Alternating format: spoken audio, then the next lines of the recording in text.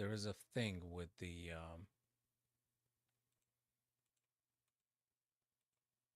uh,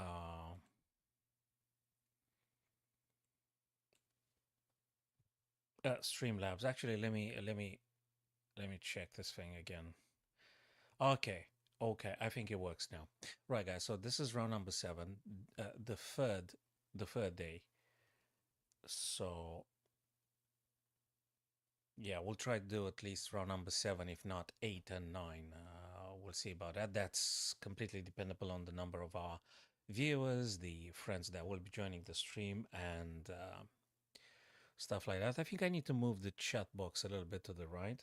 Made myself a cup of coffee now, so hopefully it will keep me going. Hey, that's a new cup. I didn't buy it. Never give up on your dreams. I haven't bought this one, then some other people in the household bought it. Okay. All right, cool. Let me address the not the webcam, the what is that? The chat thing. Oh, okay, cool. Let me move the chat thing a bit to the left. And actually, I think I need to. Oh, not like this. I think like this. Or I think like this from the left. Okay, cool. From the left. And this one here probably can be reduced slightly. And let me just move it up. Yeah, I think that should do. Okay, I think that should do. Let me block it now. Okay, I think that's just fine as it is. All right, so they're supposed to be starting any minute now.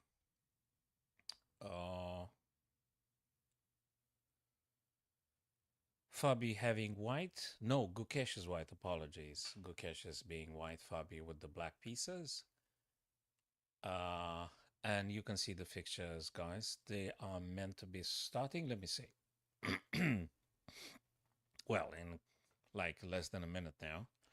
Probably they're not going to be starting straight away, right? So we might be having some time to just do quickly 1 or 2 puzzles. So I'm using the, oh, no evaluation gauge, of course. No, nothing. Let me refresh the page though. Okay. So we got to keep it nice and human and raw and no engine, no nothing. Alrighty. So we're ready to go with the round number 7 now. Let me have a look at the results, actually. Leaderboard, that is. Fabi, apparently first, 6 points. Wesley, 6. MVL, so you can read it yourselves. No, sorry. Score is here, 4.5. So they played 6 games, 4.5. Fabi, 4 points. Wesley, 3.5. MVL, and so forth. So Fabi first, Wesley second, MVL third. Okay, cool stuff. So that's the leaderboard, including round number 6. But now we're going to go to round number 7. Hopefully they're going to be starting. And yeah, we're going to peruse through the games. They're all equally enticing to be watched, and we love to do that. Okay. So I haven't verified the other platforms, but I guess it should be okay. I haven't verified. I mean, I should be on Facebook, should be on YouTube, on Twitch. And what's the fourth one? It's kick.com or something. Yeah, okay, kick.com. Fair enough. Kick.com, no problem. No problem. Kido. Yeah, I think we'll go with a puzzle. Right? Anyone had started? Yes, they did. So we are going to postpone the puzzles, my friends. So, but you know something? I don't want to see the master database. I don't want to see nothing. Leave it like that. I don't want to see the information being provided because I want to exercise our own human thinking.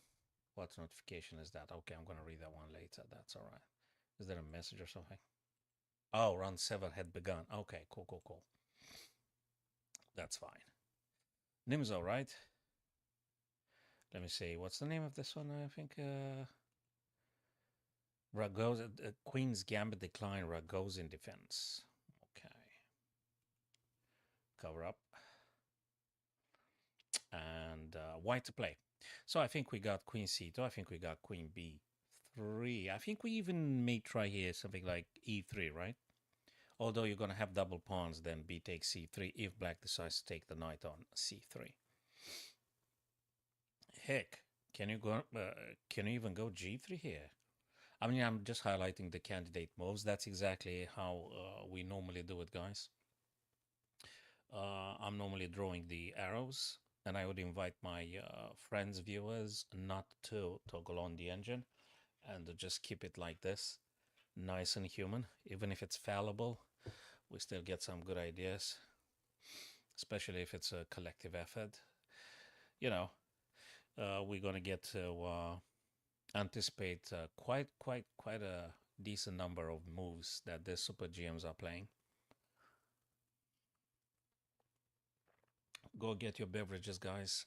We're going to try to cover this event here. So what did happen? Queen a4. Okay. Queen a4 check and forking, attacking the bishop on b4. So knight c6 blocking and defending the bishop. e3, making space for the bishop to come into play. Bishop d2 developing. So you got no problem if bishop takes. Then you're going to take naturally with the bishop without doubling the pawns on the c. Bishop takes e4. All nice and cool. Bishop retreated now. Exerting pressure on h2. Probably if white castles short. You need to keep in mind there is a bishop there looking at your h2 pawn. So if you castle short, you got to be aware of that bishop. And the black knight's free to play something else, whatever. And you could expect maybe bishop d7, maybe. Queen c2 moving away. Probably he's going to play bishop to d3. Or do you want to play a funnier sequence, which is a3, rook c1, and then bishop to b1? Just try to checkmate Fabio on h7. Haha. Very funny. Okay. Bishop e2 because knight e5 was hitting the bishop, so bishop to e2. He will castle. Question is, nah, you can't do castle long here. You have to do castle short. You don't do castle long here. Okay, c6 actually will be stopping any attempt to either knight going to d or, well, you couldn't have gotten to d because there is knight on f6, but just say c6 puts a stop to any attempts in relation to the d5 or b5 square. Knight to d4, it's a developing move, takes away the f5, or maybe you want to go on f5 and attack this guy. So obviously you can't play the bishop. You couldn't have played it anyway because the queen was there. So maybe the knight wants to play to f5, just attacking this guy. It could be. It could be. I don't think castle short was wrong previously. He moved twice the same piece in the opening. You know, there is that chess tenet, that chess principle, don't move twice the same piece in the opening. Now, far from me, any attempt to try to belittle the super grandmasters, which of course they are, but I think Dana wants to go to f5, right? I don't think castle short was wrong, though. So here in this position, I don't think castle short is a bad idea. I think it's a very normal idea, actually. Maybe he wanted to avoid knight takes f3, bishop takes f3. Who knows? But definitely this one here means that they may want to play f5 at some point. So that would be a discouragement maybe to play queen e7 if you wanted to play that, because that would be forking queen e7 and bishop on d6, attacking them both at the same time. That could be. Could be. All right. Get your beverages, guys. Get your coffees, get your teas, or whatever you're normally drinking. And let's enjoy this round number 7 and perhaps 8 and 9 together, my friends. No engine involved. We're going to keep it nice and raw. Hey, there's no queen e7 being played here. Don't tell me that he played queen e7. Are you serious? Queen e7 had been played. Well, can we just go Knight f5. Is it bad to play knight f5? I mean, at least, so you're going to be attacked the queen and the bishop, and then if they take your knight, you're going to take back with a queen, right? Is that a problem?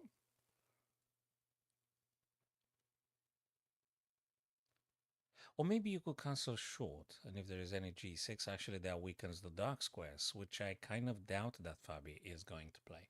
But I like knight f5. Okay, I understand that the bishop will take whilst it develops from the back rank. So they just go in a single shot, taking the knight, which had been moved, by the way, twice, and that would be the third move. So yeah, okay, we could say that castle short would be one candidate move here. I'm always a fan of castling in this position here. I think knight f5 is also playable, of course. What else is here? I think these two. Okay, if you really want to do something like rook d1, I guess you can. After all, it's an open file, right? So, yeah, rook wants to go to d, something like that. Castle short, rook d1, knight f5. Hello, Amerian, knight f5, there you go. Knight f5 here attacks, queen attacks the bishop. So now my first intent is exactly right. So Fabi just took with the bishop on the back rank, took on f5, queen takes on f5. Okay, cool. White still needs to castle short and still needs to get the rook on the d file. I kind of doubt that black is going to play g6 because that weakens the dark squares a great deal. So I really doubt about g6 being played. I don't think it's a good one. I don't think it's a good one from black. What else can black play here? Well, a few things. Like bishop c7 would be one of them. Or do you want to play queen c7? Queen c7 for queen b6 for battery here. Okay, that's another idea. So, okay, queen c7, bishop c7, you name it. Bishop c7, making space for rook a to d8 and things like that. Okay, yeah, something like this. I think these are very good moves anyway. g6 out of the question. I seriously doubt. Let me just erase all the paint. There's no g6 here. So we've got, oopsie, we've got queen c7 candidate moves, queen c7, these two, I think. Queen c7, bishop to c7. I think queen c7 may be a bit more. So I think my first choice would be queen to c7.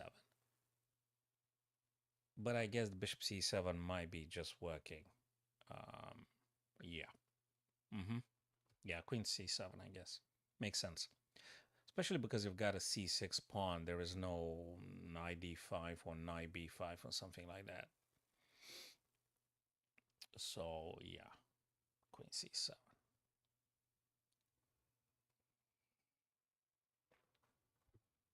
So that is Fabi, sorry, it's Gukesh White, Fabi Black. Let's have a look at, well, we should look at all of them. At Nepomniachtchi Anish. Yeah. So you're saying knight g6, Marian. Knight g6, knight g6, knight g6. I think I would leave the knight where they are because I'm discouraging white from playing bishop f3. Just commenting on your specific idea. So knight g6, I think it's a bit too passive. I understand what you're saying. Yeah, there you go, rook d. That makes a lot of sense. And I think I did say about the rook d, and probably white's going to play rook a d1. I don't know when, though. Oh, rook a d8 also serves another purpose. Bishop b8, queen c7, simply for a checkmate when white is castling short. So, Amerian, I think knight g6 is a bit too passive and unnecessary. A bit uncalled. Not quite right now. Not right now. Not knight g6, not now. Too passive from black's perspective. So no. Knight g6, knight e5 is very well here. Discouraging bishop f3. So I don't think knight g6. Anyway, it's white's turn now. And white probably needs to decide and choose in between rook a d1, castle short. One of these, I guess. It might be some others. It might be some other ideas, but I'm not sure. I think this too. Unless you want to go completely rogue. Yeah.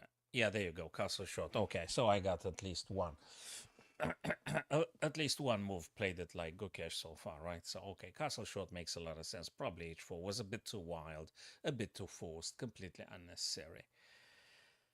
So now, going back to black's ideas, probably bishop b8, queen c7. You tried checkmate, Gukesh on h2. And white's going to play something like this, something like this. Because there is no light square bishop. If there is any funky stuff, maybe you could go queen h3, but I'm not sure. No. Leave it there for the time being. Rook ad makes a lot of sense because bishop b8 is going to happen and the rook attacks on the d2 anyway. So rook ad1, I like it. Hello, Emmanuel. Good to see you, man. Castle short being played. So bishop b8 makes a lot of sense. Unless you want to play bishop c5, but that's not that promising. I think what is promising for black is this diagonal in particular, b8, h2. I think that's the most promising. B8 dark square diagonal and h2. I think that's definitely the best. Yeah. Pour ourselves another cup of coffee then. Okay.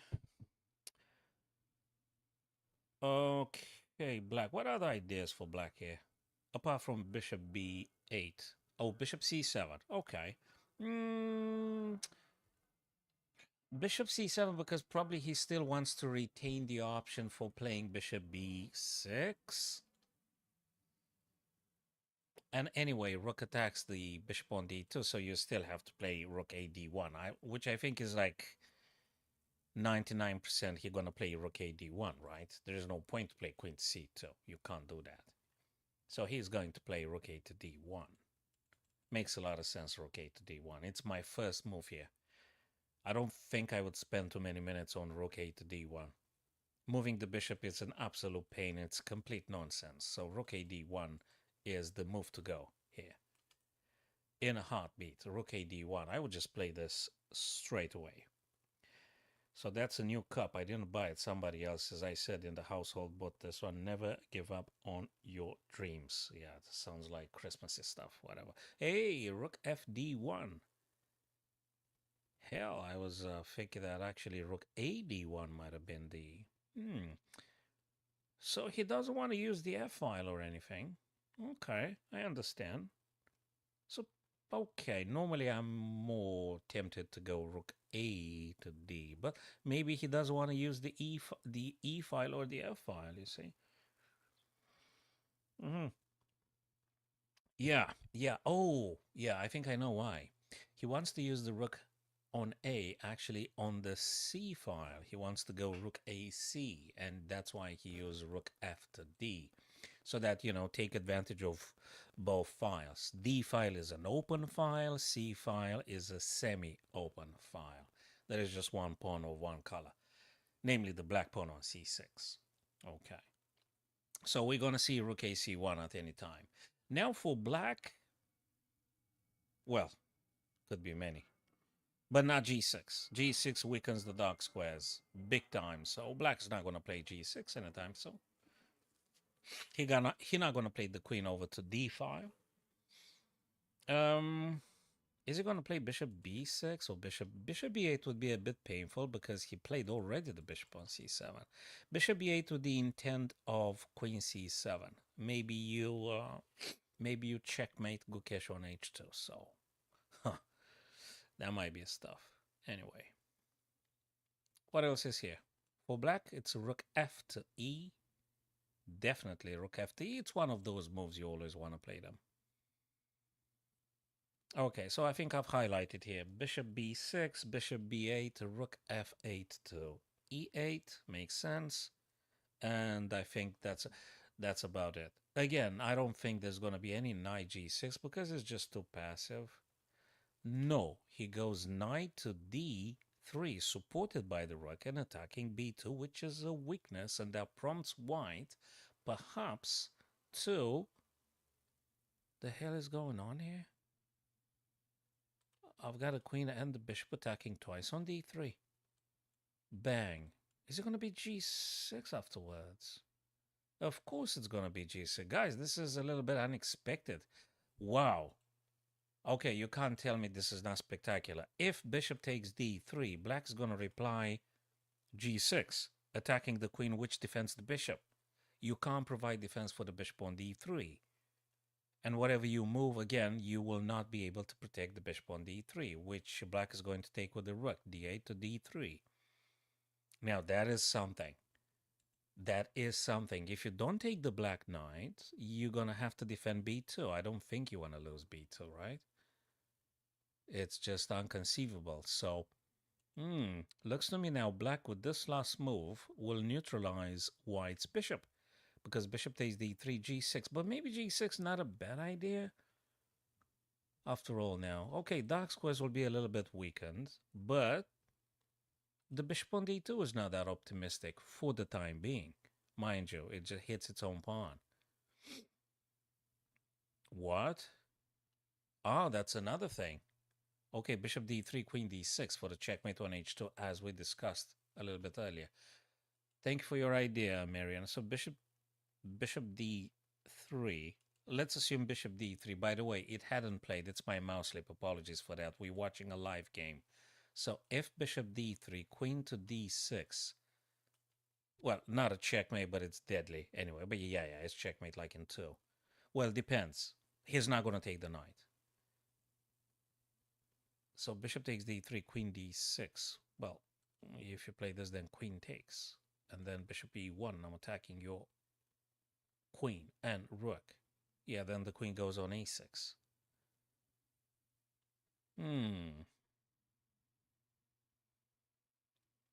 Can you not take the knight?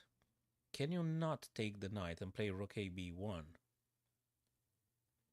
So let's say you don't take the knight and play rook a b1. Okay, not very attractive. I mean, but maybe it's the best stuff you can do. After all, just to avoid losing the light square bishop and just to avoid getting checked on h2 and stuff and had to play. Okay, so rook a b1 actually, it's kind of like you need to play it maybe, just for the time being. The rook a b1. Maybe. Rook a b1. Okay, two candidate moves. Rook a b1 and bishop takes d3. I think we can narrow down here the only 2 options for white. I don't think there's any other option for white to play here. That is Gukesh. Okay, rook b1, bishop takes d3. These are the only ways.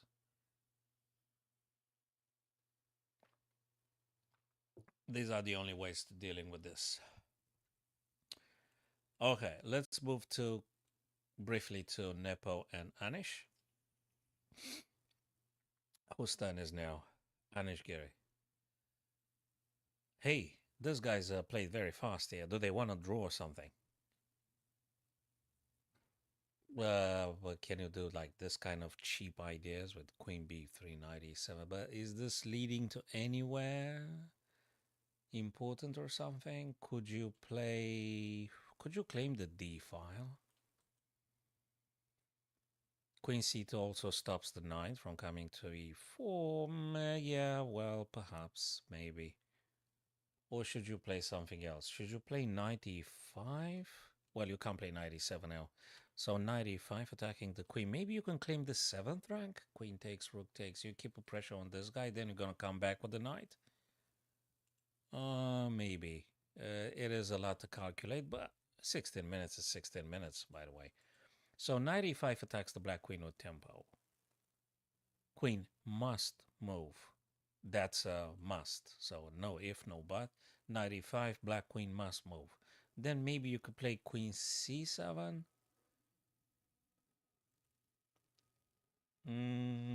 Okay, maybe.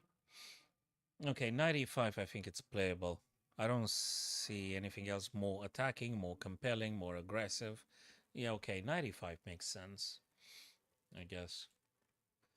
Okay, Firuza and Ivan Saric playing in this position here.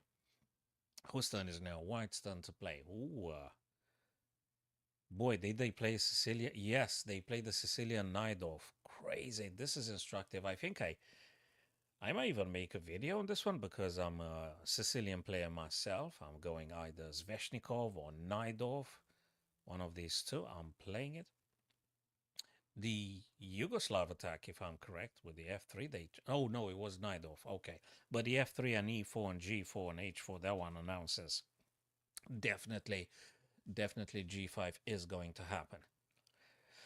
The question is, if white here should be reacting to this pawn, maybe you could just let him take and just do nothing about that pawn and just focus yourself on attacking, like perhaps g5. I think this is actually the most spectacular game.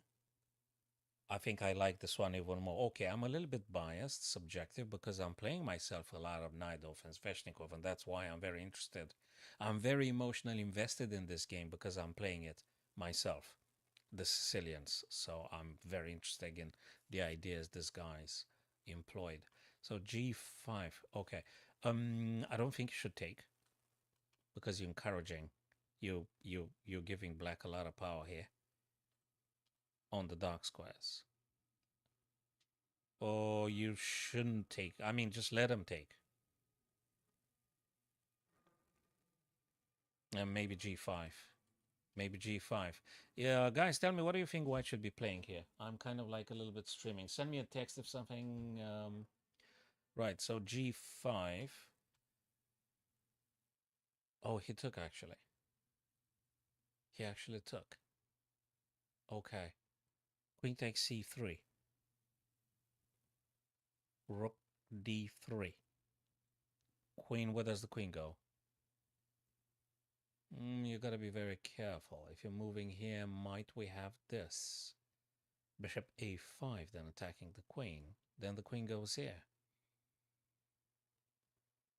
And it's in danger of bishop taking the knight, and then you lose the bishop. So that's quite critical, but maybe you have the time to play queen b6. Maybe you do. Ooh, whoa, whoa, whoa, whoa, whoa. That's actually quite interesting. Queen c3, bishop a5. Yeah.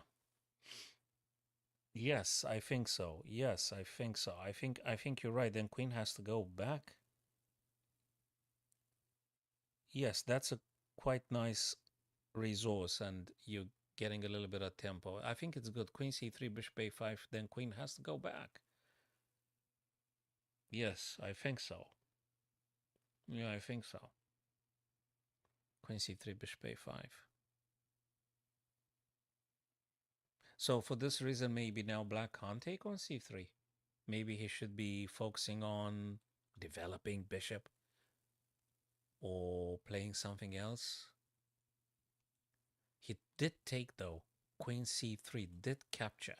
So now the big question is if we're going to see bishop. Yeah, there you go. That's being played immediately. Bishop a5. Queen must move away. And another random idea. There is also a rook that will be played here. So queen will go back on the c8 where it was initially. So queen is, well, not initially, but just previously. So queen is going to go back on c8. And then black is going to play some rook over to b8. No, he wants just c6. Probably he wants to go to a4 at some point. Queen a4. Makes sense. Makes sense. Makes a ton of sense. Like, because queen on a4 threatens bishop takes b3, whatever you take with, and then I'll take the bishop on a5. So queen a4 does make sense. It absolutely does. Totally. Absolutely. I think this is the most spectacular game. I like it more than Gukesh Fabi and Anish Nepo, which Anish Nepo looks to me that they're gonna do a draw. But this one in particular, I think it deserves attention. First thing first, the Sicilian knight off. And yeah, Ali Reza with black. It's going to be very interesting. Rook goes h to g because probably it goes in preparation of g5. Previously, even if you had played and they captured, you couldn't have taken it back because your rook is hanging. So rook g1 means I can actually safely push g4 to g5 and challenging those guys. Just in case you want to castle short. Bishop e7, which I did say that makes sense. You want to get the bishop anyway out of f8. I don't know. You want to play something like this? Maybe he just wants to play. Maybe he just wants to play king f8. Then something like this, king f8, rook g8. I don't think you're going to castle short with black. I don't think it's safe at all. It's not. It can't be safe to castle short here with black. Not with this guy uh, moving to g5. Rook left now. Does he want to play rook c3? It's slightly unexpected. Maybe he wants to say, if you're taking my knight, I'm going to take with the rook back. And then maybe I'm going to play something like rook b6. Interesting. Interesting. Interesting. Very interesting. Rook d3. Very unexpected idea. Can we do bishop c4? Yeah, but then rook c3. So I'm not sure you're actually in a good position to try this. No, I don't think so. No, there is no bishop c4 here because there is rook c3 and your bishop is practically double attack and it's pinned. It doesn't look good for black. So no, you're not going to play bishop c4 with black here. You're going to do something else. I don't know what that is, but they're going to do something else. It doesn't work rook c8 because of the same bishop, rook c3. So that's getting really interesting. Okay, that's the most attractive game, I think, from this round number 7, my friends. Totally. I like it. What is Firouzja? What is Ali Reza going to do here?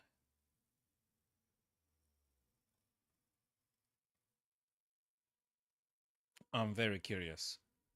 I'm very curious what black chooses to play. Because this one is a cause of concern for black, g5, which is going to happen, I guess. But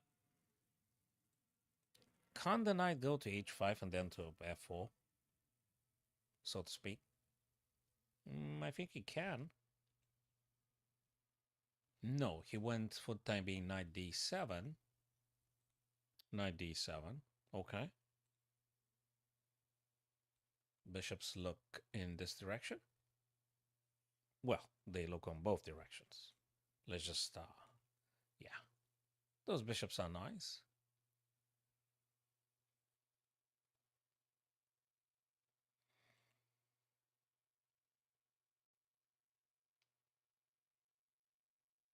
So is black going to castle or are they going to just keep the king right on e8? What do you think? Anyway, white turn to play. White's turn to do something here. Knight to b6 also prevents any queen b6 if you ever wanted to trade off the queens.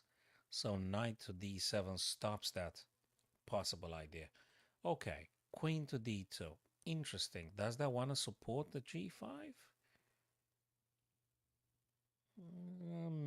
Exactly right, amongst others. Amongst others. Queen to d. Okay, looking this way and a little bit this way. I think more importantly, supporting a possible g5. Because if you take, I can take back.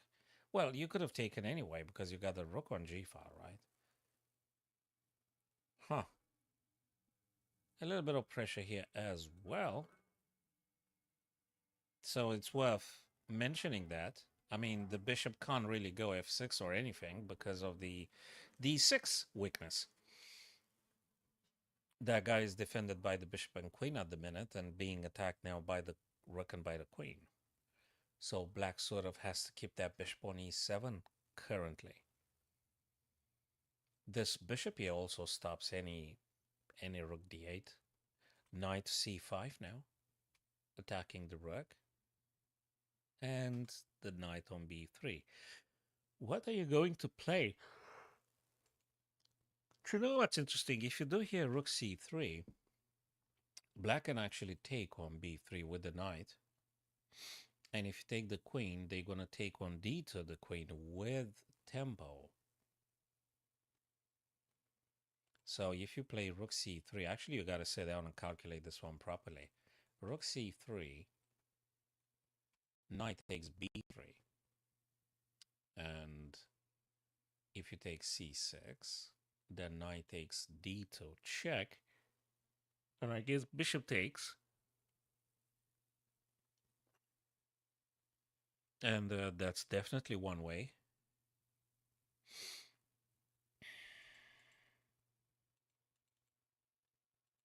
That's a tactical challenge here for Ivan Saric, playing one of the best chess players on the planet, Ali Reza.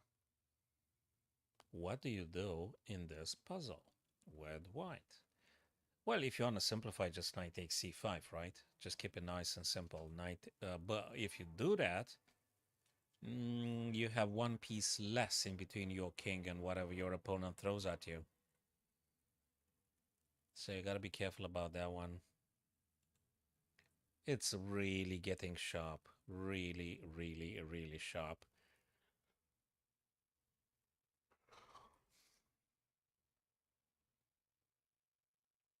Not an easy find. Not an easy find. Well, knight attacks your rook. So you either move the rook or you take the knight. Mm.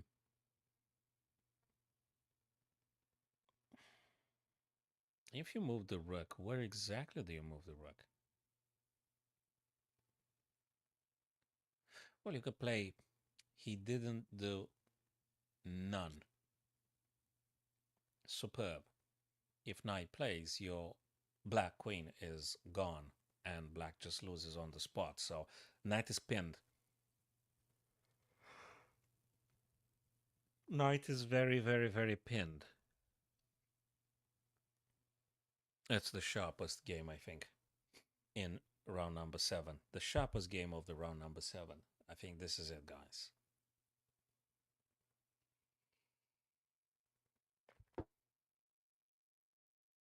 Knight is pinned. What do you play? Rook c8 or rook b8?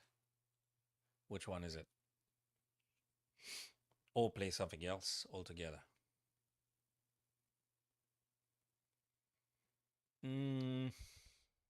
Rook c8, and then again, your knight pressurizes the rook. Could that be the answer here? Rook 8 c8? That's a good question.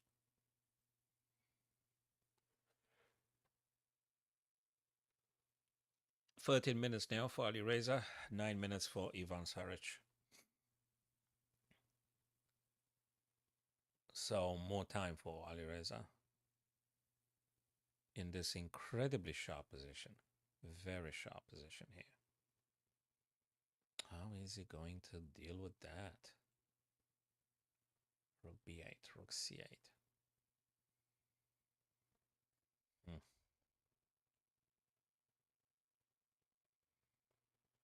Is there anything else apart from rook b8, rook c8? Well, there could be a few things.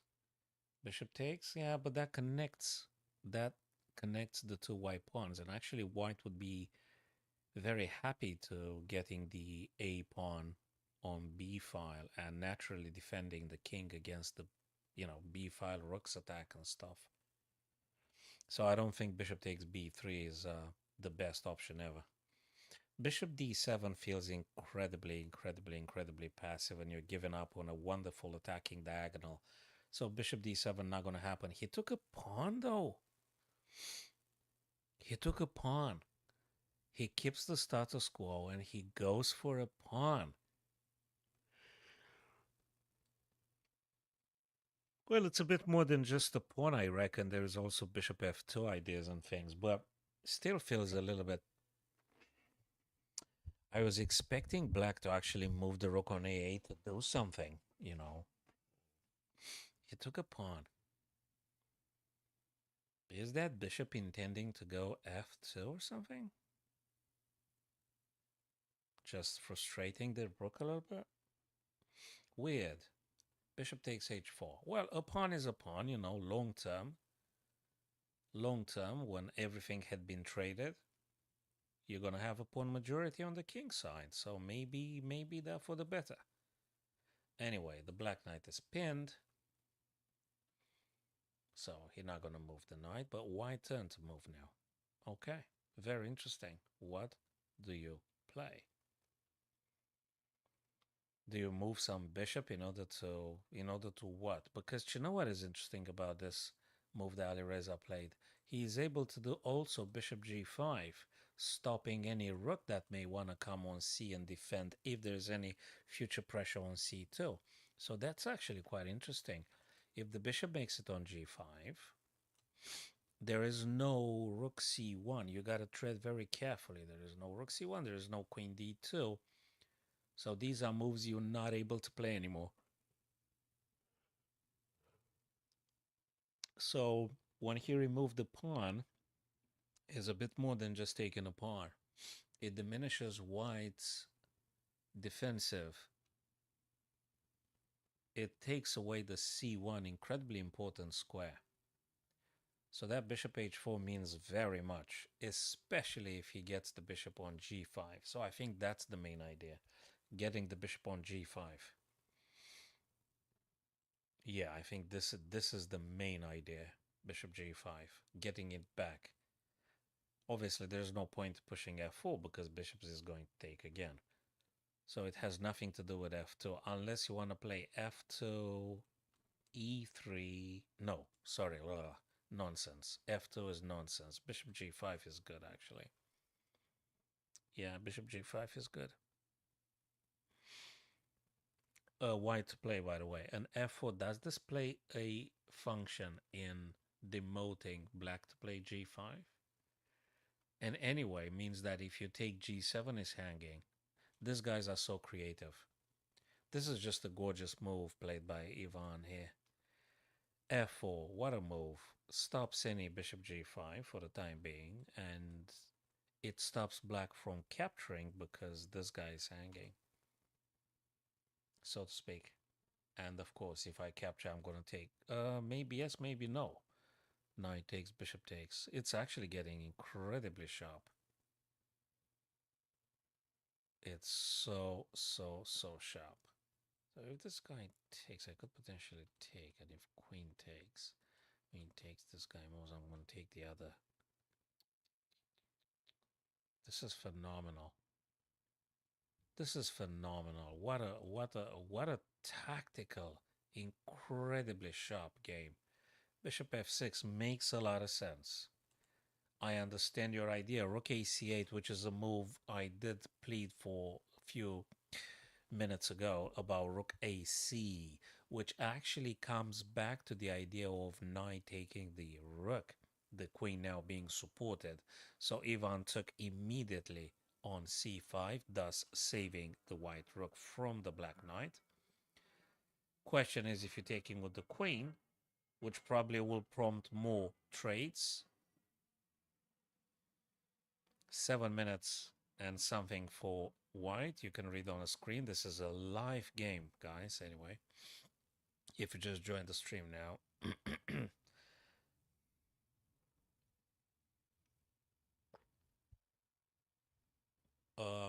How does black capture here? Well, you have two big ideas. You either take with a queen or you take with a pawn. There's no other option. There's no other option. Do you want to trade or not? f5 probably is going to happen because you send this dangerous bishop away on a very defensive square, which is d7.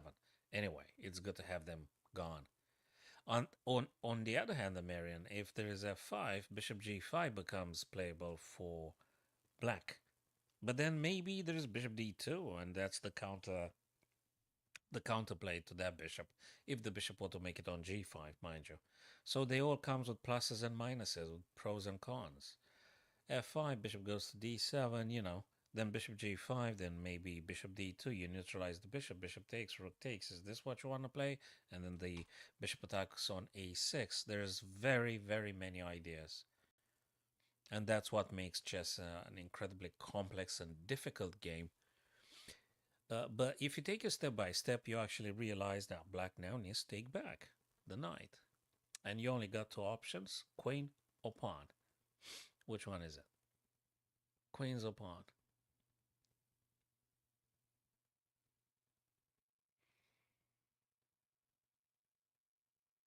If you take with a pawn, you're weakening this guy terribly. So I think white would be happy if black were to capture on c5 with the pawn. So I guess black has to take with the queen. Am I correct? With the queen. So queen must take on c5. Yes, he just took with the queen. Let me refresh the page just to make sure. Okay, queen takes on c5 indeed. Queen takes on c5. They're going to be trading some pieces. Definitely, most definitely. Rook takes on attacking the bishop now. You got to be careful about this idea. It could be something like this, though. Although, nah, you can't do it. You got to be careful where you're getting the bishop. Bishop, where do you play it? Where do you move the bishop on a5? Where does white move that bishop? Or maybe you just play rook a3? Yeah, but you give up on the d6. You give up on the d file, so to speak. So that's another thing. On the other hand, you exerting pressure on a6. Yeah, you could do bishop c3. I think it makes sense. Yeah, bishop c3. I don't think that's a very bad idea. But you got to keep the rook. You got to be careful about a potential bishop c4. Okay, and then rook h3. Okay, it's getting really, really funny. This Najdorf, this Sicilian Najdorf is really sharp. The most tactical and the sharpest game, I think, in today's round, guys. No, he goes with bishop b4, which I did speculate on. And now, are we going to see rook b5? And if rook b5, what are you going to play next? Yeah, you're going to play rook b3? And if this guy takes, you take with tempo, check. Then they take, and then you take. It could be. It could be. It could be. Yes. Yes. Yes. Yes. If rook b5 is going to be rook b3, very, very likely, unless I'm missing some other tacticalities. But yes, it does make sense. Let me refresh the page just in case that this move happened indeed. I don't want... Yes, it did happen for real. It's a bit too early. Probably 235, 336. Let's give it some more moves, a couple of more moves and minutes here, Marian. It's not a bit too premature. D6 is sort of hanging. E5 is ampre. A6 is being targeted by the bishop on F1. Bishop B5, look, for the sake of chess enthusiasts that love the tactics, bishop B5 did happen. And probably rook B3 now. Rook B3 revealing the bishop's diagonal on the rook on B5. So rook B3 makes sense, I guess. It's one of those moves you have to play. Defend the bishop and attack the rook with the bishop. Bishop takes and then you take with tempo. When you take the black rook on b5, you actually take the rook with tempo. So that allows you to take the bishop on b3. I'm not sure how much of a draw, but let's just give it a couple more minutes here. Let's see what's going to happen. Anyway, it's just a few minutes. Like 13 minutes, so to speak, more or less.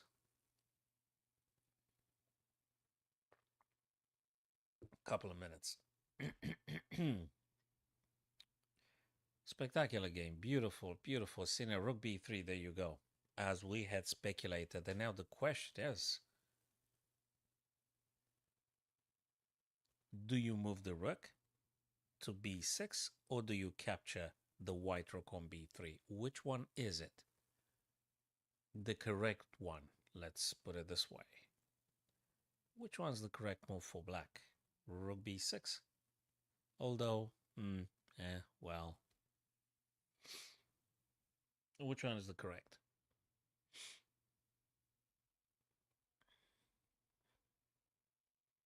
If black plays rook b6, the white rook on b3 still under pressure from the bishop.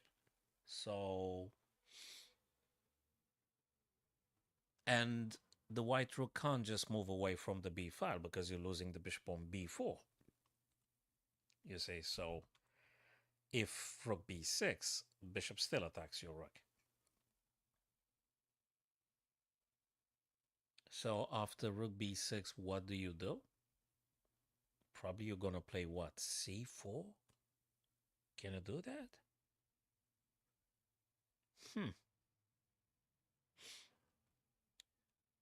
I must say, rook b6 maintains the complication of the game. Now, the question is if that actually wins something for black. I mean, is it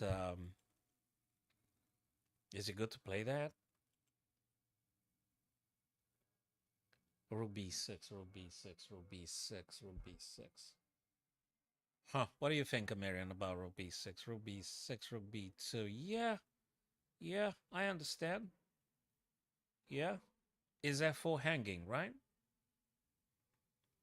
Rook b6. It's quite complicated. You see, it's not that crystal clear. Nothing is clear for the time being. And they kind of like tend to have the same time almost. Alireza now soon to be less than 6 minutes, pretty much like Ivan Saric's clock. And yeah, there you go, 5 minutes. Almost both of them having 5 minutes. And this spectacular Sicilian Najdorf, which I like it more than what the other guys played, Nepo and Anish and Fabi and Gukesh. I think this one is really spectacular.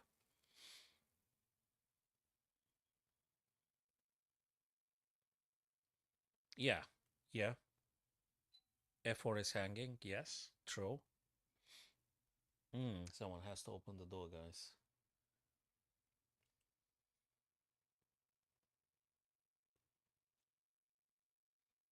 Are they opening the door? If not, I'm gonna have to go myself. Yeah, they opened the door.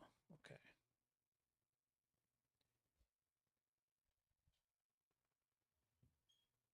Ooh, now Alireza. Oh my God, they went for the sharpest line. They went for the sharpest line. And now you're gonna take this guy with what? With A or C? Which one is it? Which one is it? Does it make any difference? So you have to take the bishop. That's a must. You have to take the bishop. With what pawn? Does it make any difference? Well, yeah, okay, sure. Rook's gonna play on C, I suppose. And then I'm not sure, but probably White King's gonna go on D7, making space for the rook on C8. Oh man, this is quite sharp. It's beautiful. This is very tactical. Just a couple of minutes. And I think this is very tactical and very instructive for everybody. We did manage to anticipate a couple of moves. Wait a second. Did it happen indeed? He took with C? No, he didn't take it. What I can say for absolute certainty is that white captures on b3. The question is if he takes with A or if he takes with C. And also, is there any difference in taking with A or taking with C? Hello, David. Hello, David. Good to see you, my friend. So, David, would you capture with A or with the C pawn? And is there any difference in your understanding? What do you think? Take with A or take with C? If you take with C, you might want to play some rook over to C8, but then again, after King D7, But maybe you want to take with C just to keep your options because you're gonna go quicker over to the seventh rank or C file. You're gonna go quicker if you take with C. So I guess you kind of have to take with the C pawn. I guess you're gonna take with a C. You're gonna move a bit faster. Yes, he takes with a C. And F4 had been taken, D6 had been taken, attacking F4, G5, which, do you know what's weird about G5? The bishop on H4 is a bit stranded, guys. I mean, I understand G5. Don't get me wrong, I understand. And there is a pass pawn, by the way. But this guy is stranded. Yeah, okay, he can always play this and that, right? So to speak. I understand. A rook D, fine. So that prevents black from playing king to D and also moves away from a possible bishop F attacking the rook, which was on G, by the way. So rook to D moves on a very active column. It stops black from playing rook on the D file. Obviously, you can't play rook on the D because of this. And black is just simply losing. And also, it's worth noting that black king can't castle because there is a bishop here preventing them. So just to make it clear for our friends, black can't castle. Actually, black cannot move the king. You can't move the king. Well, technically you can, but you're going to lose the game. So definitely worth saying it. Yeah, I think I kind of like white a little bit more. Marian, I would agree. I think I like black whites a bit more. I'd rather have the white pieces here. Yes, I would have the white pieces here. That is correct. Given the fact that black can't really do nothing with the king, and this move is not maybe the most promising, should white go with rook attacking? Or should white pushing the pawn? I'm not sure about pushing the pawn. You know why? Maybe black's gonna push this guy, and after you take, they're actually gonna. Actually, that's quite complicated. There is two. Okay, there is two big options here. In my understanding, there is two big ideas. One of them, and I'm a little bit inclined to say rook d5. I like it. I like it simply because I'm attacking the pawn on b, and I might just very well take it. No, he creates a pass pawn. Guys, I think white is winning. I think white is winning as of now. It's not a done deal yet, my friends. It's not like definitely that's it. But this is a pass pawn. This is a pass pawn. You're going to be supported by the rook. So I guess if black plays rook, you must do rook d. Then if bishop f, it's not quite finished yet. You're going to go rook c. Then this guy goes here. It's not quite done. I think that's the most spectacular game. A Blackster now. Sorry, it was white previously. And the time is not that great. Just 2 minutes, 33, 4 minutes. So actually they're playing blitz. They're playing blitz. Black is absolutely in a must removing pawn on a file. Yes, of course, you may want to get the king to helping, but there's also this guy, mind you. So the problem for white is the f pawn. The big problem for white is the f pawn, which probably should be stopped because you got this guy that might be playing, but that's not easy. And you might have the rook as well. If the black pawn makes it on f2, you might be able to stop it, but at the same time, black is going to be concerting his efforts and they're going to be taking the a pawn. So you can't keep them all unless you're going to play bishop b6 somehow. All right. He played the bishop here for the time being. Bishop to f2, keeping an eye on the a7 square. Yes, the f1 promoting square is controller Marion. That is correct. Correct. For the time being, rook on the first rank controls the f1 square. Correct. Absolutely. King to c. Why king probably intends to go to support the pawn on a. Maybe h5. I like that idea as well. On the other, yeah, as long as the bishop keeps an eye on this square, perhaps he intends to play this. You know, maybe he wants to play this to having a discovered check and many other stuff that might be happening. Try and take advantage of the pawn majority because black has a pawn majority on the king side. Maybe h5. Yeah, I think makes sense. 2 minutes 14 and 2 minutes 40 seconds for black here, Ali Reza. This is incredibly sharp. And MVL had one versus Vidit. I can read on the screen. Nepo drew with Anish Giri. Okay. Bishop.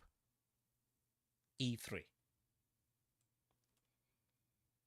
H5 still in the cards. What else? Rook A8. What else? Rook D8. Okay. Maybe. I think these are the main 4 candidate moves for black, but it's white's turn to play. So what are you going to do? Bishop C7, what are you doing here? Can you push this guy? What else is here? Do you move the king? It's incredibly difficult. It's very difficult to assess this one objectively in just in a 1 minute. I mean, it's soon to be, I mean, it's already kind of getting bullet for white and a sort of like blitz for black. But white is already playing like bullet chess. Yeah, rook a1, sure. Yeah, rook a1. You might having this though. So you got to be ready about that idea. H5, exactly as you said previously, it's also a very distinct possibility. King moving now. Probably you want to go this way. Obviously, if it's going to be this, it's going to be king c4 going to support this guy. So not a problem. H5 happened. G takes H and rook's going to take. Very difficult to play this one in a just minute. Pawn majority. Pawn majority for black now. He didn't even bother taking on h5. He can take it later, I guess, but he wants to moving down with this guy. By the way, the bishop covers this. The g1 promoting square for this guy. The a6 advancement wants to say, I'm going to move one more time, and then you're going to have to be careful with the rook. So maybe he wants to dissuade black from taking on h5, perhaps. With that white's pawn's advancement on the a file, it's quite critical, very critical position. Super Grandmaster's playing this very sharp. This was the sharpest g3, exactly as I said. G3, and he's going to move it one more time. He's going to move it one more time. The rook can't do nothing in terms of playing now on the g. It just doesn't make any sense whatsoever. Black is not going to take on h5. Not now. He doesn't even bother. He's going to keep the rook here. Just keep an eye on that white pawn on the a file. He's going to push the pawn. He's going to push the pawn on g2. It's crazy, yes, Amarian. It's just crazy how the balance just switches, you know, both directions. That move, I think it's a sort of a little bit of a bluff. Although it could be this and then I'm promoting. Do you know what I mean? Amarian, have you thought of that? Bishop e8 to cutting off the rook. And then I'm going to get a queen. And I'm ready to sack an exchange on g1. Have you thought of that? Have you thought of that? a7, not that much of a bluff because that means I'm going to play bishop on b8. And I'm going to... Okay, so he took it immediately because he was afraid exactly of the stuff I said. He took it straight away. And he's back in business with moving this guy. Very critical for Ivan Saric here. That you've got a problem with the G2, G1. You do have an issue. I'm not sure what you're playing. He wants to play probably something like Bishop to cutting off, but there is also a check coming here, guys. I think he's going to play that check now. This white pawn you don't need to be scared off because you're not going to make it too far. But no, he goes bishop h2, rook takes h5, attacking and threatening practically rook h1. The problem for white is big now because of the g2 advanced pawn. You've got an issue. You could play what? Bishop g1? Bishop g1.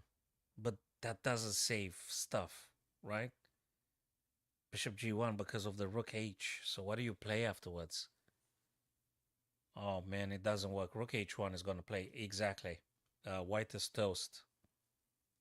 Yeah, you got a problem. He's going to resign. He's going to resign. Okay, he just resigned. Oof, that was a crazy game. That was the most spectacular game, I think, in the whole round. This was it, guys. Ivan Saric Alireza. I think the Valbar goes crazy up and down. We're going to go back to a couple of moves. Let me just see the last live game. The last live game now, it's Fabian Gukesh in round number 7. Let's have a look at this one. That was spectacular. I really enjoyed. I really enjoyed Ivan Saric and Alireza. That Sicilian Naidov was insane. C5, okay. This is a pass pawn. The A1 is a free pass pawn. Let me count the pawns. 2, 4, 6, 2, 3, 5. One extra pawn. Maybe that is the reason why it goes for trading. I'm not sure that's an easy draw here. I'm not fully convinced about the draw idea. I'm not fully convinced. You said easy draw. I'm not sure about the easy part. Maybe for the engine is easy, but for humans, that's absolutely not easy. And not easy, guys, because they playing bullet in an incredibly sharp position. For me, it's not easy. If you say it's easy for you, maybe. For me, it's absolutely not easy, this position. Playing it with 10 seconds on the clock, come on. Yeah, if you had a couple of minutes, yeah, maybe. But with a few seconds, it's never easy. There's the likelihood you're going to blunder something because you play bullet chess, right? You play bullet chess here. Can't be easy. Yes, David, I think it was a fabulous game. It was an amazing game, Ivan Saric Alireza. Spectacular Naidov. So material the same, probably draw-ish. Queen now challenges the black queen and the knight, but wait a second, the queen is supported already by the pawn. Ooh, he goes for crazy checkmates? Or for crazy attacks anyway. Yes, you gotta be very careful about this. Yeah, the time pressure makes all the difference, including now. Including now. You do have a check though, if that means anything, but the king's gonna come back. And then you might have this. Oh my god. You take the knight, I'll take your knight, and I'm having a pass pawn. Absolutely, I'm having a pass pawn on the b file. This is nuts. Oh my god. Fabulous stuff. Check. Absolutely fabulous stuff. So this is absolutely not straightforward, not easy, very complicated. You could do a check. For sure, you could do a check. And in case white plays, you know, you're going to be winning then because it's a discovered check. So white has to stay on the first rank? Or do you have to play something else? King h1. Black, whose turn is it? Black's turn.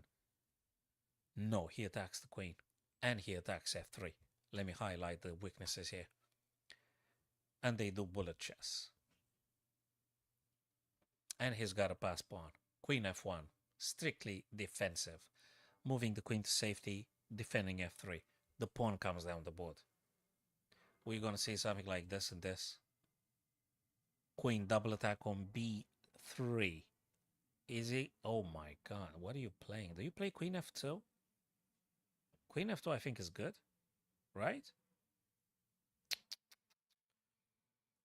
Very difficult. They do bullet chess, Sumerian. This is bullet now, and I'm sure they're missing a lot of ideas. Queen d4 he played. b2. White has a problem with that pawn. White has a big problem now. Okay, white has a big problem. Oh my god. Because it was bullet. Uh, Gukesh resigned. This was a bullet game. Let's see actually. So obviously black is winning here. I wonder if it was so we got a big minus here. So black is doing very good because of that pass pawn. Maybe it was drawish at some point. Yeah, it was drawish here. So when you said the Marian, there's an easy draw, I wasn't very convinced that's an easy draw. It's an easy draw for the engine. For a human, this is not an easy draw. And as we've actually witnessed, Gukesh had lost. That's not an easy draw. It's an easy draw for the engine again. Not for humans and not for... Oh, it's good then. It's fine. It's fine. But, you know. So, White was supposed to play f4. He had just 18 seconds. f4, g4, king f1, king h3. King f1 already is not that great. He played king e2 because he wanted to sort of prevent c4, which is not quite preventable because c4 is still playable, clearing the way for this guy to moving down the board actually. So that queen e2 didn't really stop c4. And now he just grabs the pawn extra. So now it's going to win for black here. Incredibly difficult. f4.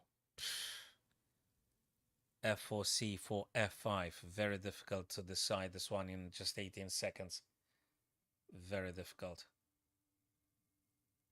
Oh, hold on a second. I said I want to go just quickly to Ivan Saric and Ali Reza. This game was amazing.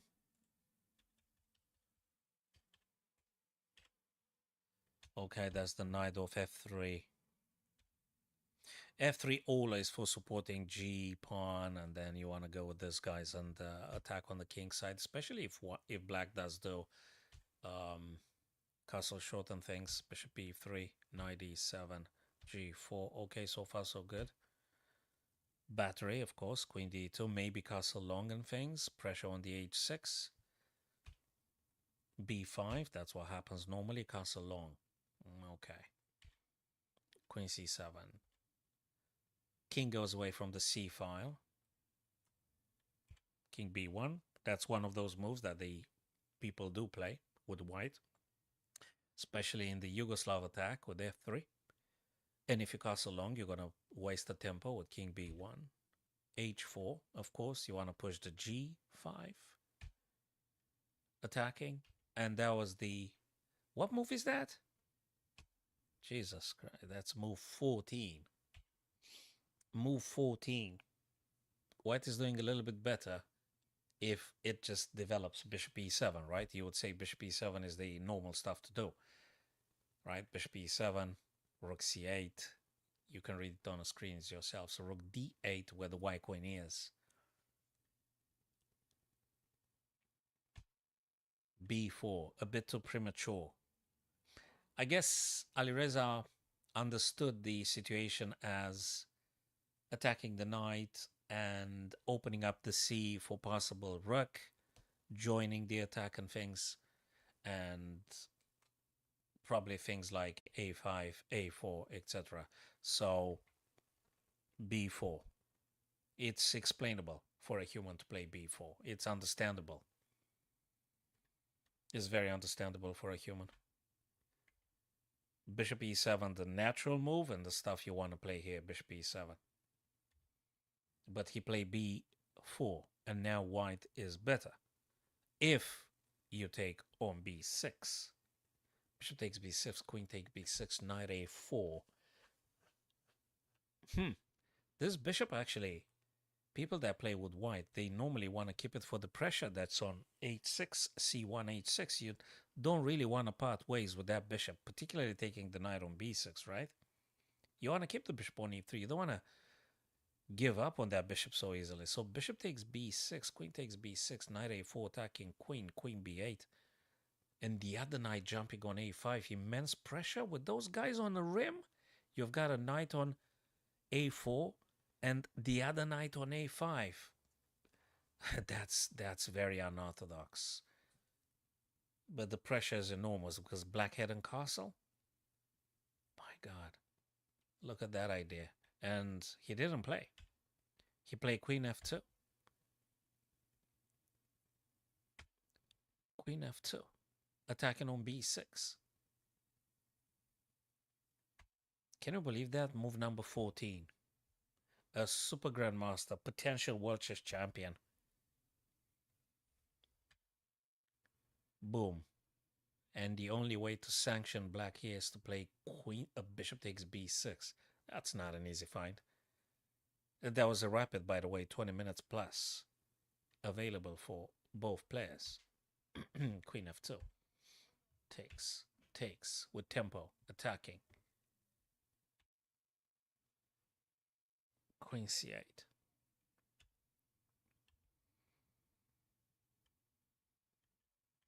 I think during the stream I said I wouldn't touch that black pawn on c3. I'm not very keen on dismantling my pawns. I would rather let black take in and just keep it as it is.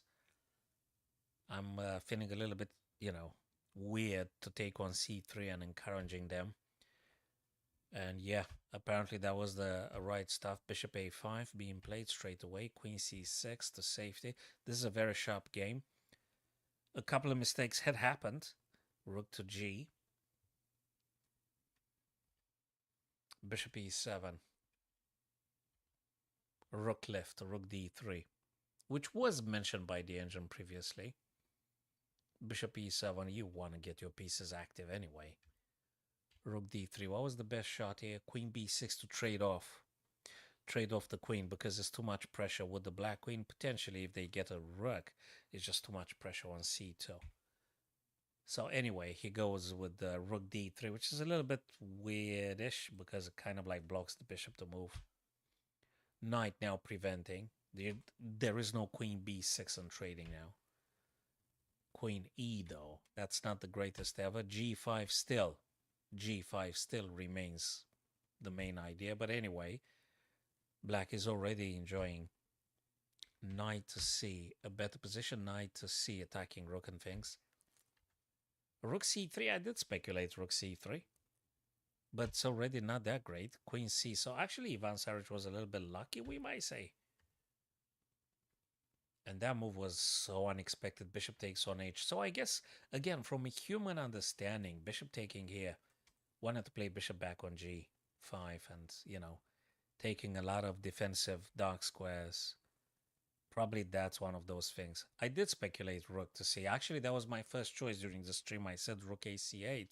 So you're actually supporting the black queen and you're still attacking then the rook. Currently, you can't take the rook because black queen on c6 going to be captured and you lose the game. So rook ac8 allows black to capture the rook and asks the question. But he took the pawn, which was surprising, but I understood it. And now Ivan played so nicely the f4. Further complications. Rook ac8, finally. And now the rest is history. He didn't want to move the rook, so he removed the knight, opening up the b file and things. Takes, and takes, as someone would say. You know who?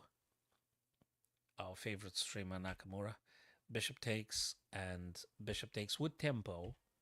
And of course, c. AB also takeable. AB takeable, but CB better for white, if you could say better for white here. Still playable. Very playable. EF, okay. Is G5? Yeah, that feels like no. It doesn't isolate the bishop because there is always this and this. So you don't isolate the bishop. Actually, G5 is good. Yeah. That was a spectacular game. No, still massive advantage for black. Massive because of the pass pawn. Fabulous game. Fabulous game. Yeah, H5 is that kind of move you want to play. Because you got a pawn majority on the king side. You got, those pawns, particularly the F and the G black pawns coming down the board now. They can't really be stopped, can they? H6 doesn't mean anything. I mean, we could see it on a screen, but it doesn't mean anything. Oh boy. Yeah, there is nothing white can play at this stage. So the game was kind of lost. The only opportunity Ivan Saric had was on move number 14. If he had traded that bishop, you're right. So now it's lost for black. Let me go to move number 14. The first mistake, the biggest mistake, and I think the only one that Alireza played. This one here, B4. Look at the evaluation. Bang. This is the only mistake he played. And Ivan Saric was supposed to take bishop takes b6. Queen takes b6. Knight a4. Crazy. Queen b8 and knight a5. Incredibly unorthodox stuff. Massive advantage for white. So if Ivan Saric would have played this sequence, he would have been way better than black here.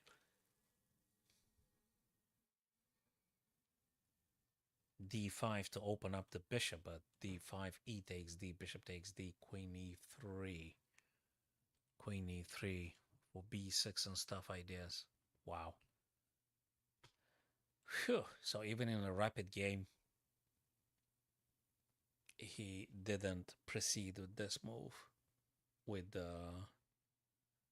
bishop takes b6 because normally you want to keep that bishop with the queen to attack on h6 diagonal and things. Okay, cool. Right, I'm gonna go grab some more beverage because round number 8 is about to be starting, guys. So maybe we're gonna try and attempt to make one or two more puzzles. Round number 7 finished, and round number 8 like in 10 minutes or something. So guys, we can go grab a drink or something, a coffee, a tea. So they're gonna be playing around number 8 and 9. So definitely a puzzle can be made, but I'm gonna go grab a drink and I will take it from there. Spectacular game, amazing game they played, fabulous.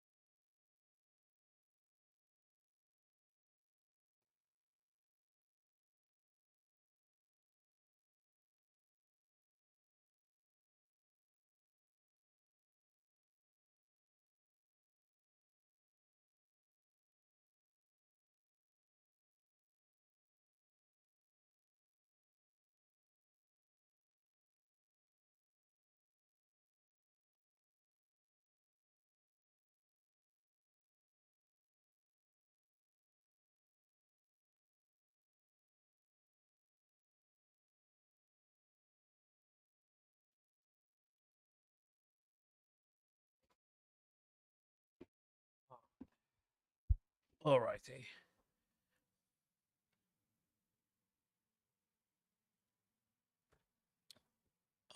Let's see if we get the correct solution for this one here. What am I playing? I'm white. Okay, white to play. Oh, that's an advanced pawn. I like it. What else is here? This guy. Is that a deflection? This guy is hanging too. C7 is hanging. C7 hanging. So we got 3 points here of doing something. C7 hanging, A6 can be pushed, and maybe B5 can be captured. In what exactly order do we having them?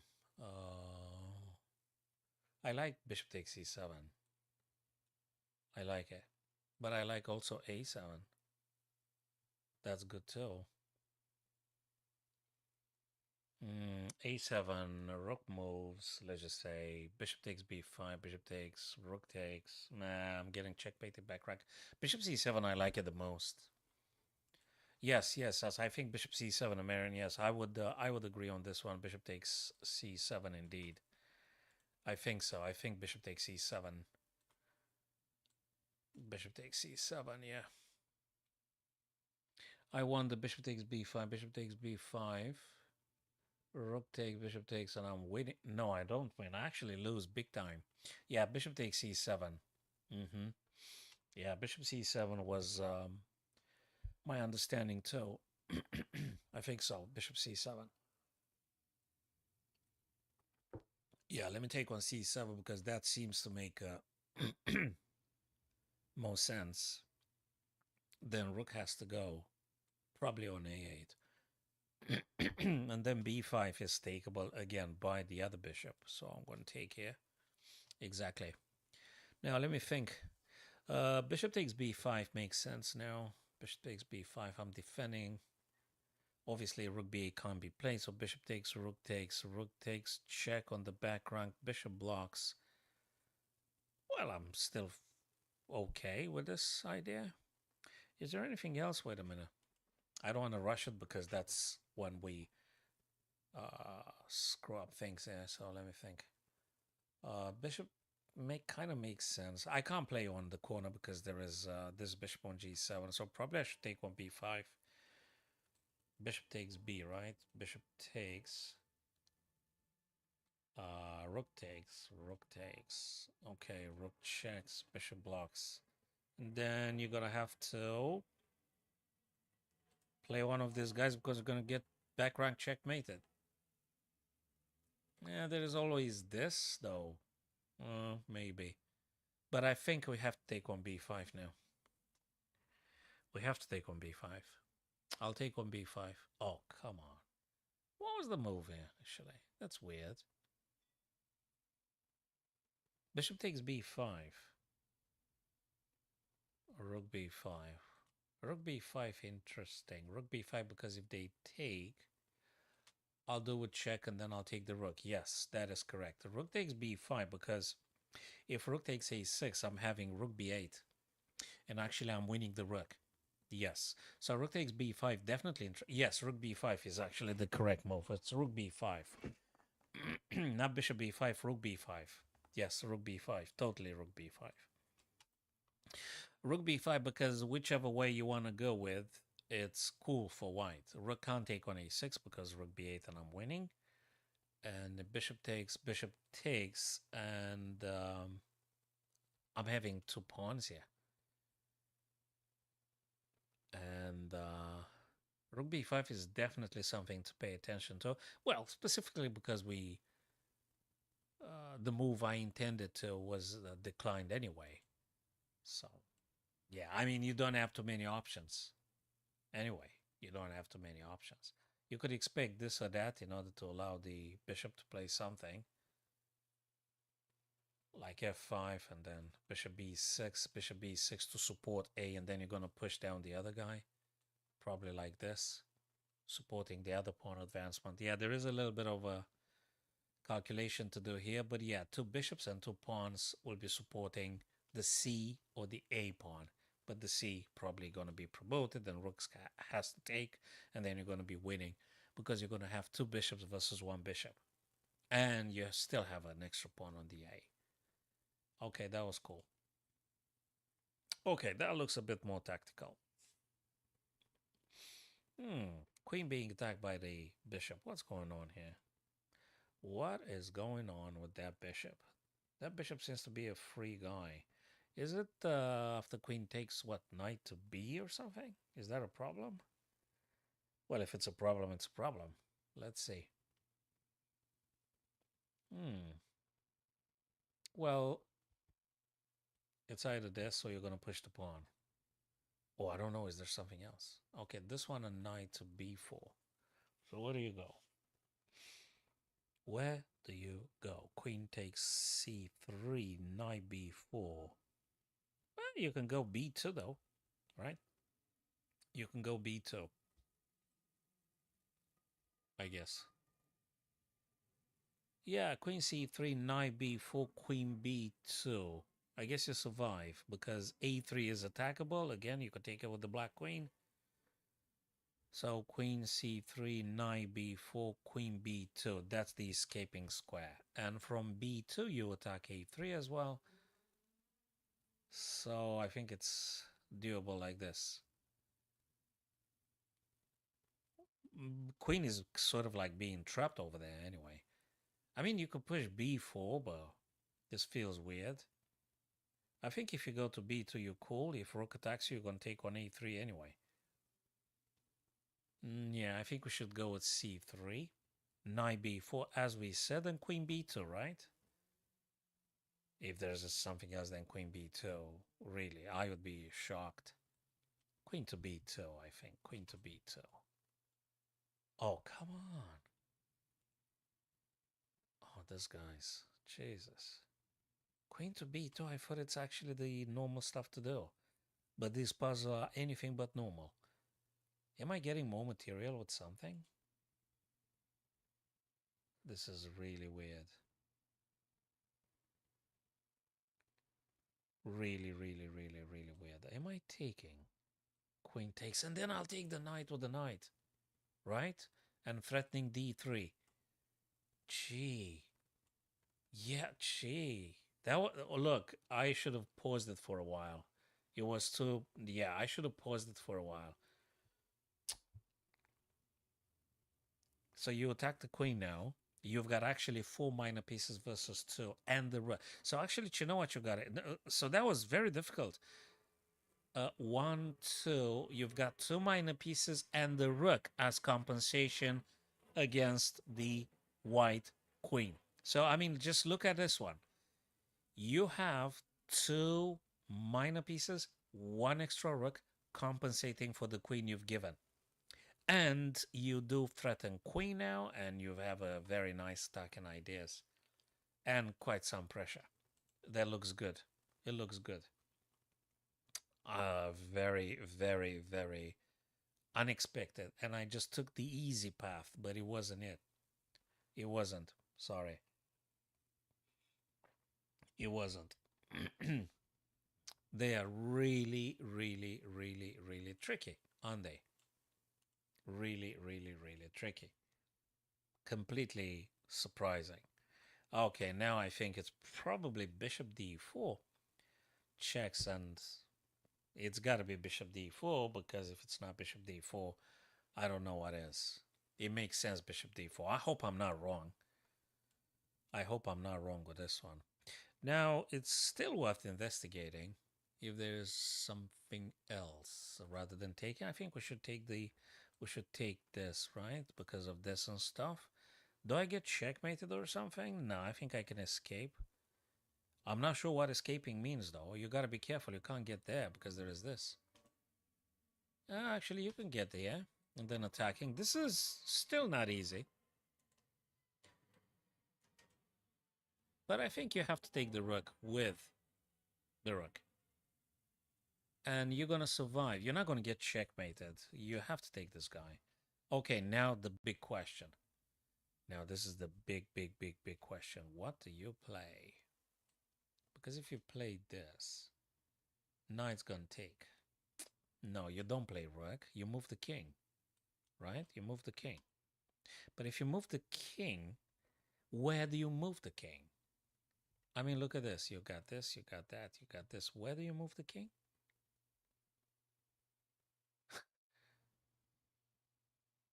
Where do you move the king? Now, if you go c5, there is this move here. And I think you got a problem. So you have to consider this and that. You have to consider king d7 or king e5. Which one is it? I'm tempted to say d7 maybe. I want to run away, but... And also I want to trade queens if possible.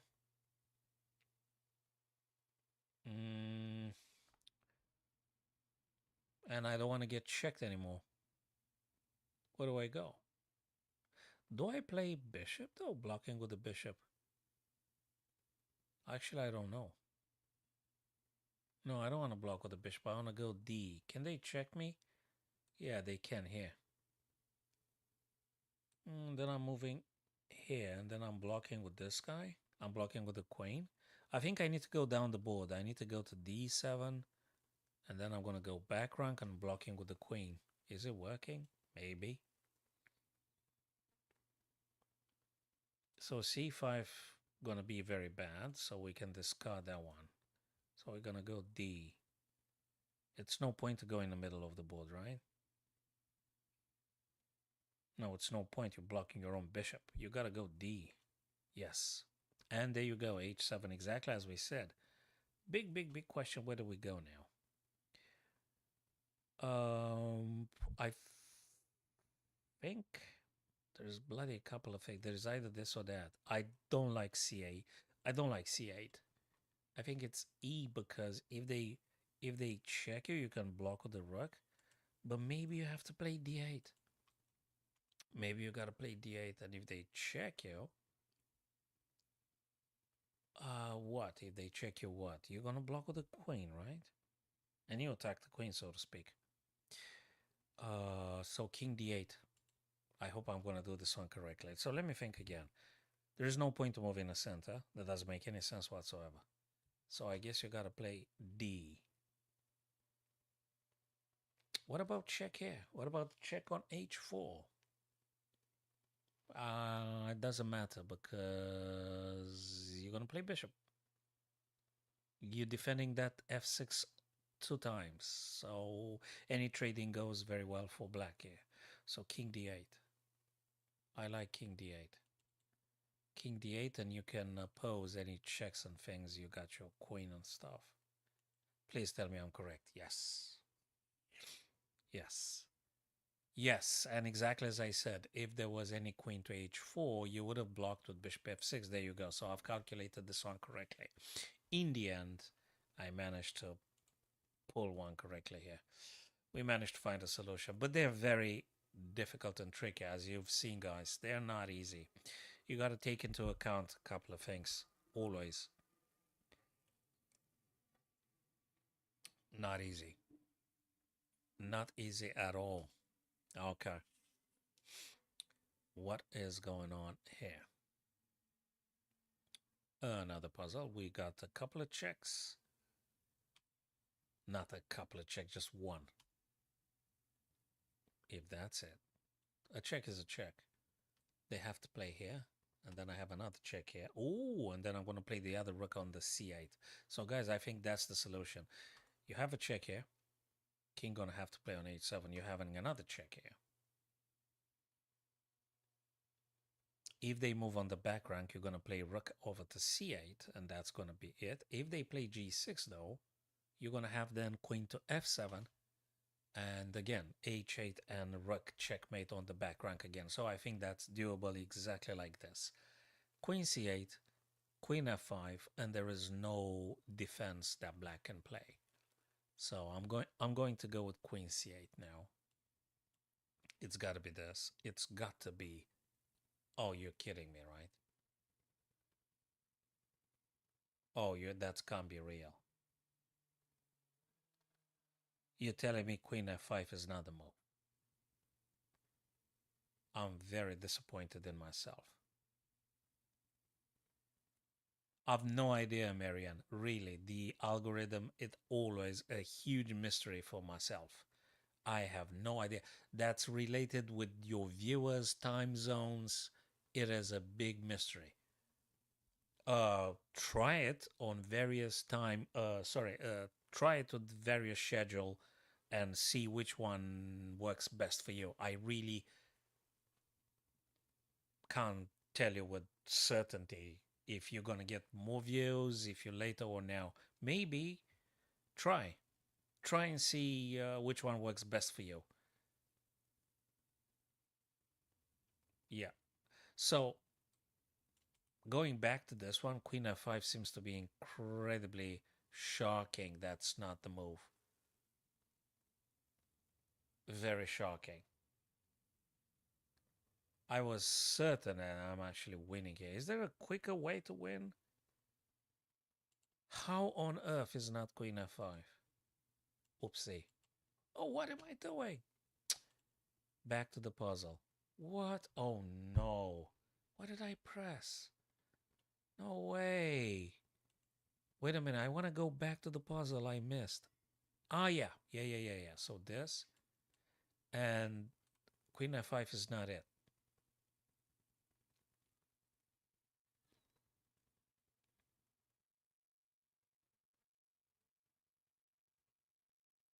Queen F5 is not it. Can you believe that? Ah, I think first I have to play Rook to blocking Queen G6. This is a massive subtlety, guys. You have to do first Rook C6 to blocking the black queen from defending with Queen G6 against your Queen F5, because that was wishful thinking. When I said Queen F5, I was projecting that black actually does have only G6 or king on the back rank, but it's not true. They've also gotten Queen G6. So it's a Rook C6 to blocking them. This is this is very subtle. This is so bloody subtle. So subtle. Unbelievable. It's just unbelievable. I mean, in principle, the idea was correct broadly, with Queen F5 and stuff. But first, you got to make sure there is no Queen G6. Very subtle.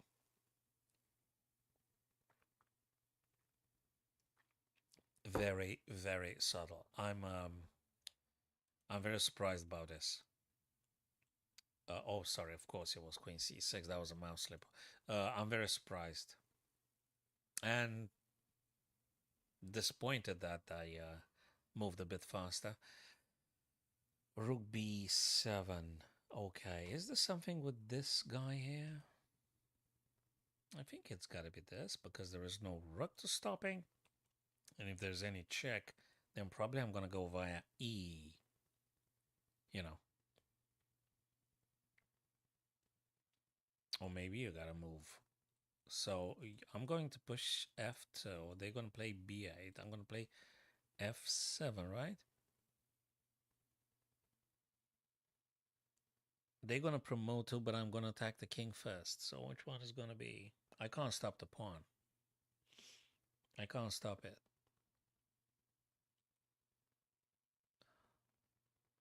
Maybe there is something about playing E. Anyway, we got to push the pawn. Okay, so that was correct and makes a lot of sense. We had to push the pawn. Now, white's going to push the pawn too. Do I have to play an in-between move, or how they say in chess, Richard said, do I have to play rook to h1, I wonder? Rook to h1. I think I have to play rook to h1 as an in-between move. I don't think I can allow white to castle. Sorry, to promote because practically it's a checkmate. So I have to play rook h1 because if I don't, I'm done.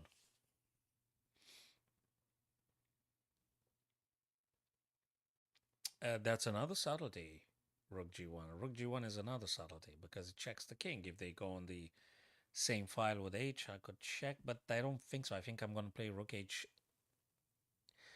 I think I'm going to play rook h1 straight away. I think it's rook h1, not rook g.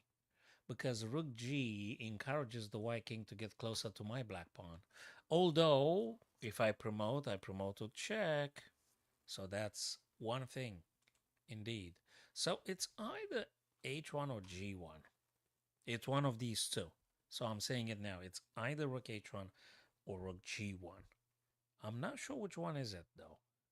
Rook g1 check. Let's say they play this, right? Well, if they play that, I'm getting myself just queen with check. So it might be very well g1 with check.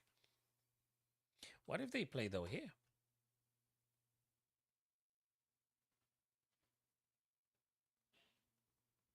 Well, I could check then.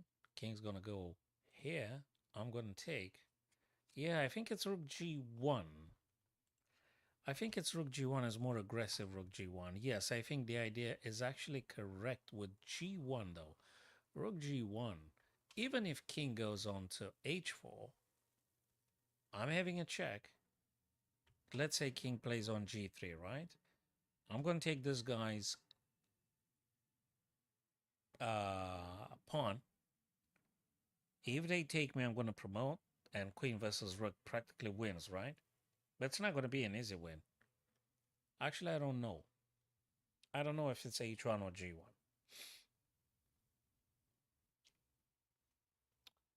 Rook, rook h, rook h, rook h, rook h. I'm not sure. Rook h. Uh,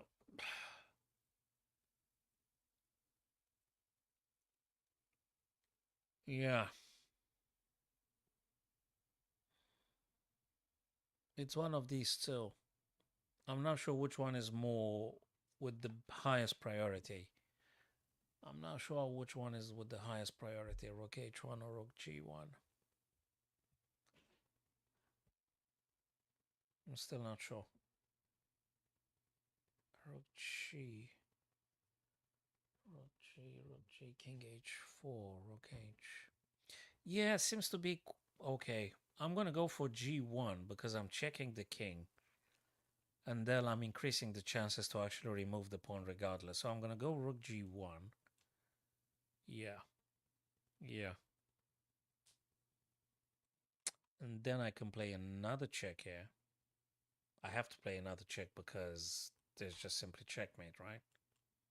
Yeah. But that was another subtlety and beautiful one and spot on, my friend. That was indeed the case. Wow, quite subtle. Another subtlety. That was an in-between move. That was what we call in chess an in-between move. Incredibly important. Um, Rook h1, g6 would have been a disaster because white actually, the reason, Marian, that a rook h1 doesn't work, the reason is that white supports the pawn with g6. And I think we're in big trouble with black. We're not going to do nothing. It's a disaster because g6 supports, you won't be able to take nothing. Rook g1, the only way to moving forwards because checks the king with tempo. And that is the only way to deal with. The only way. Yes. Another super subtle little puzzle. Okay, let's go one more time with this. Knight g7 going for this guy. I would say at the first glance that actually h6 would be the move. I'd say. I mean, it feels incredibly natural to pushing h5 to h6 here. Incredibly natural because I'm connecting the pawns. I'm playing g7 and stuff, so that feels incredibly natural. Unless there's a craziness like king h8 and this guy there, but no, you won't be able to promote ever. So you have to push h6. Yeah, that makes sense. Yeah, now we're going to play g7. I think that's quite straightforward, right? We're going to play g. I don't think we play the king, right? You can't do this. You, oh, for Christ's sake. Was it this? They really annoying. That one doesn't work because there is a check here. And you go here. And then they play this. Oh my god. King G. 8 for h7 and stuff. Ah, really tricky, aren't they? All right. Okie dokie. Crazy. I mean, I'm just. We got two moves correctly, and then the third one, I messed it up. King h, you're making space. If king takes, you're actually taking. The knight can't stop you from reaching h8 with queening. They can't stop you. So you're supposed to go g. You give up on the g pawn, and then you're pushing this guy. There's no way for them to stop you. Yeah, probably I should have just paused it for a bit longer. All right, cool stuff.